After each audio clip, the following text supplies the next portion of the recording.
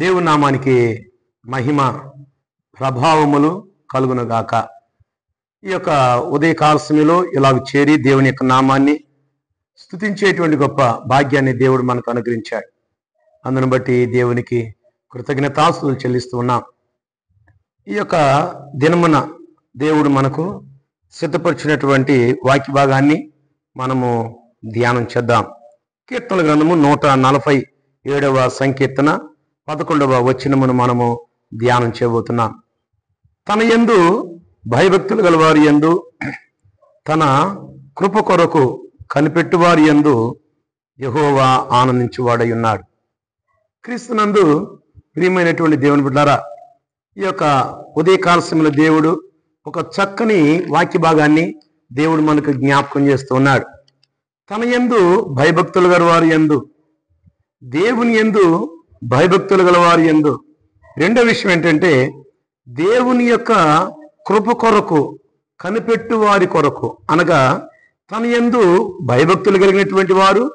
రెండో విషయం ఏంటంటే, ఆయన కృప కొరకు కనిపెట్టేటువంటి వారు. ఈ రెండు ప్రధానమైనటువంటి లక్షణాలను దేవుడు మనకు జ్ఞాపకం చేస్తున్నాడు. క్రీస్తునందు ప్రియమైనటువంటి దేవుని బిడ్డారా, ఈ యొక్క ఉదయకాల సమయంలో దేవుడు మనకు జ్ఞాపకం చేస్తున్నాడు. రాత్రి అంతా దేవుడు మనల్ని కాచి కాపాడి ఆయన మనందరిని కూడా సజీవ లెక్కలో ఉంచాడు. ఈ యొక్క ఉదయకాల సమయంలో దేవుని యొక్క మాటలు వినేటువంటి గొప్ప ధన్యతను దేవుడు మనకిచ్చాడు. అందును బట్టి దేవునికి స్తుతులు చెల్లిస్తూ ఈ యొక్క ఉదయకాల సమయంలో దేవుడు మనకు జ్ఞాపకం చేస్తున్నటువంటి మాట ఏంటంటే, ఒకటి, ఆయన యందు భయభక్తులు గల వారి యందు. రెండో విషయం ఏంటంటే, ఆయన కృప కొరకు కనిపెట్టు వారి యందు యెహోవా ఆనందించువాడై ఉన్నాడు. క్రీస్తునందు ప్రియ దేవుని బిడ్డారా, దేవుడు మన పట్ల ఆయన గొప్ప ప్రణాళికను కలిగి ఉన్నాడు. మన పట్ల గొప్ప ప్రణాళికను కలిగి ఉన్నాడు. ఆ ప్రణాళికను మనము నెరవేర్చేటువంటి వారికి ఉండాలి. ఆయన మన పట్ల సంతోషించేటువంటి వాడిగా ఉండాలి. ఆయన మన పట్ల ఆనందించేటువంటి అటువంటి జీవితాన్ని మనం కలిగి ఉండవలసినటువంటి ఆవశ్యకత ఉంది.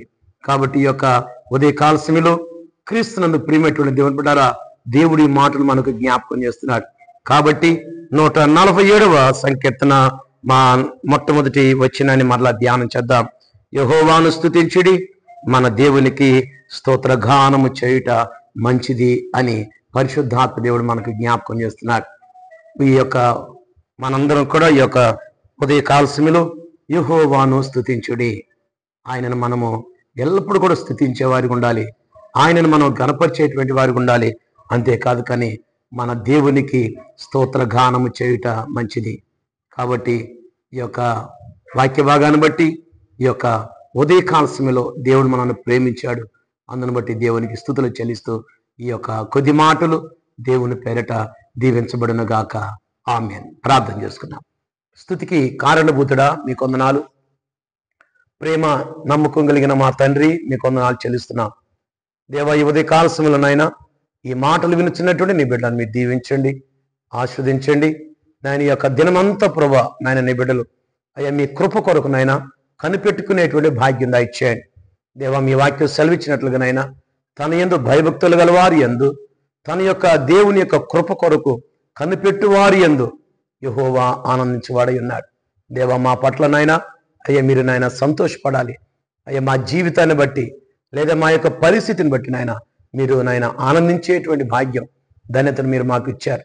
ఈ మాటలు వినుచున్నటువంటి నీ బిడ్డలను మీరు దీవించండి, కుటుంబాన్ని దీవించమని మా ప్రభువైన యేసుక్రీస్తు నామమున అడిగి వేడుకుంటున్నాం మా తండ్రి.